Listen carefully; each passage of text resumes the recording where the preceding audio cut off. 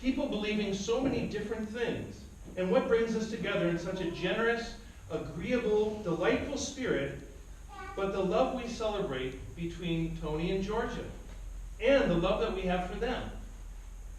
Isn't it amazing how our difficulties and differences can be peripheralized when we allow love into the picture? But isn't that exactly the whole point of our being here today? Isn't that what we're praying for? Isn't that what we want to have happen for this bride and groom?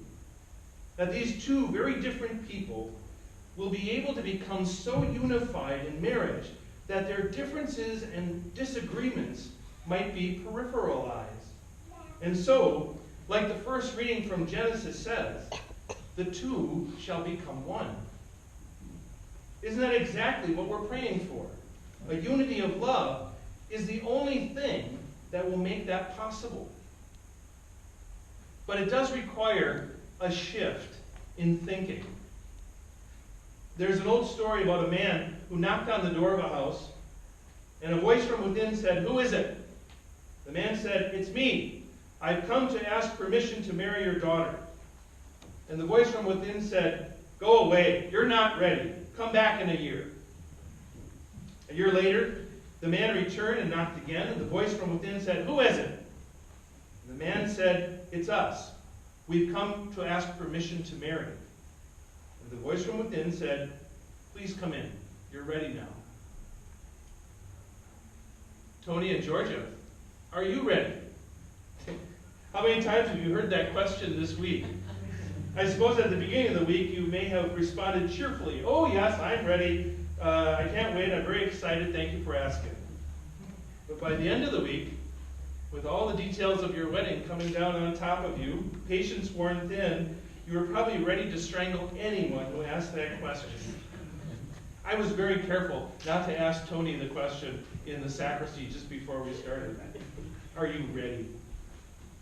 Anyone who has planned a marriage knows that there are so many details for the wedding that you have to attend to. It's enough to make a sane person crazy. Invitations, guest lists, receptions, the ceremony.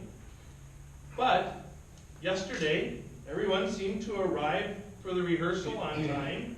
Your attendants all found the church. It is true that we had to drive to the end of the earth and then continue on another 15 miles to get here. But everyone is here today now. I believe that Faye and Charlie have the rings in their pockets, so I suspect that everything is ready. Now, even though it's pretty easy to see if a wedding ceremony is ready, a tougher question to answer is, are you ready to be married? I doubt if anyone is ever completely ready for marriage because it calls for that incomprehensible two shall become one unity. And that's tough. You can't become one by being selfish. You can't become one by always insisting on winning arguments or holding on to anger. You can't become one by leading separate lives. So how do you become one? Well, St. Paul gives some great advice in your second reading. I think you probably did this without knowing it, but it is one of my favorite readings from St. Paul's letter to the Philippians. It's touching and it's poetic, and personally, it always reminds me of my nieces when they were teenagers, because he uses the word whatever 6 times in one sentence.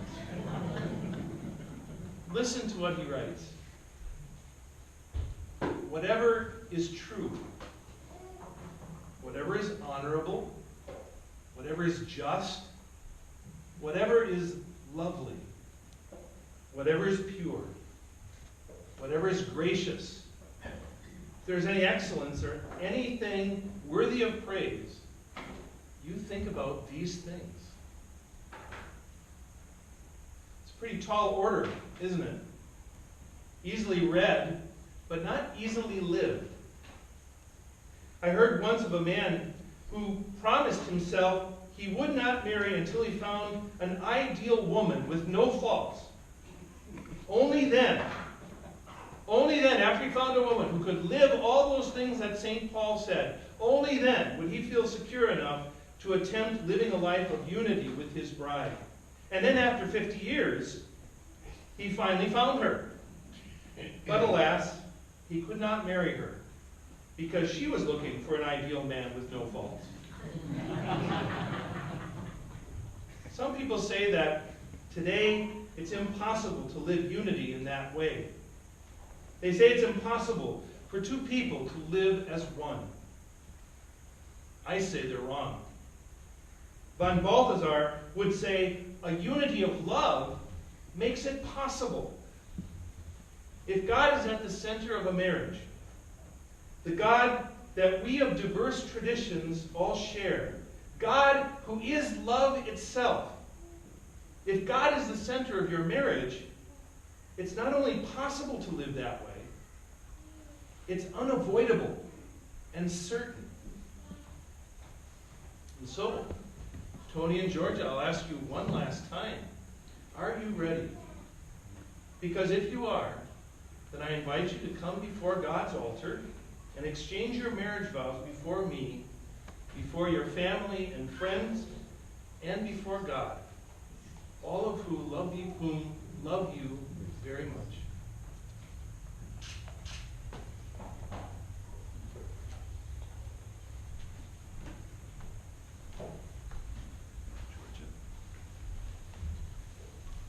I'll invite the attendants now to come forward to me.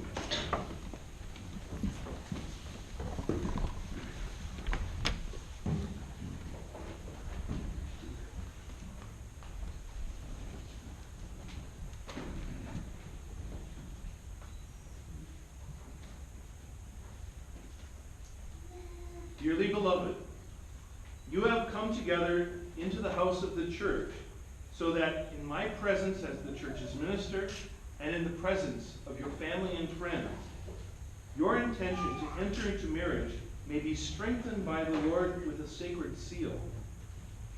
Christ abundantly blesses the love that binds you, and now, through a special sacrament, he enriches and strengthens those who you have already been consecrated in holy baptism, that you may be faithful to each other forever, and assume the responsibilities of married life. And so, in the presence of the church, I ask you to state your intentions. Tony and Georgia, have you come here to enter into marriage without coercion, freely and wholeheartedly? If so, say, I have. Are you prepared, as you follow the path of marriage, to love and honor each other as long as you both shall live? If so, say, I am. Since it is your intention to enter the covenant of holy matrimony, I ask you to turn toward each other and join your right hands and declare your consent before God and his church. And so, Tony, repeat after me. I, Daniel Anthony, take you, Georgia Lynn, for my lawful wife, to have and to hold, from this day forward, for better, for worse, for richer, for poorer, in sickness and in health, to love and to cherish, until death do us part. Georgia, repeat after me. I, Georgia Lynn, take you, Daniel Anthony, for my lawful husband, to have and to hold, from this day forward, for better, for worse, for richer, for poorer, in sickness and in health, to love and to cherish, until death do us part.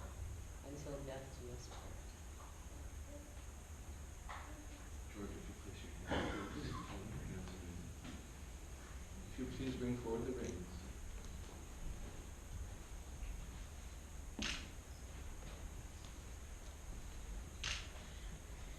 May the Lord bless these rings, which you will give each other as a sign of your love and fidelity.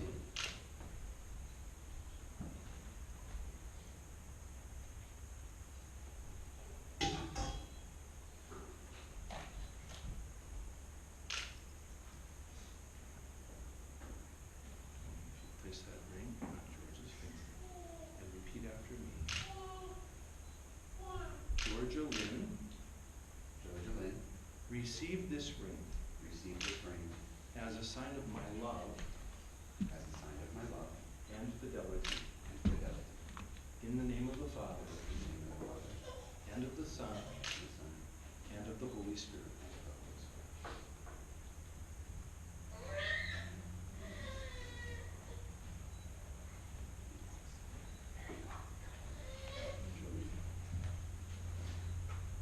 Place that Tony's ring finger and repeat after me.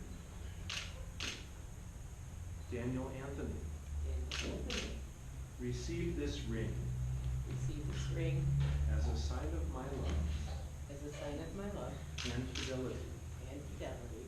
In the name of the Father,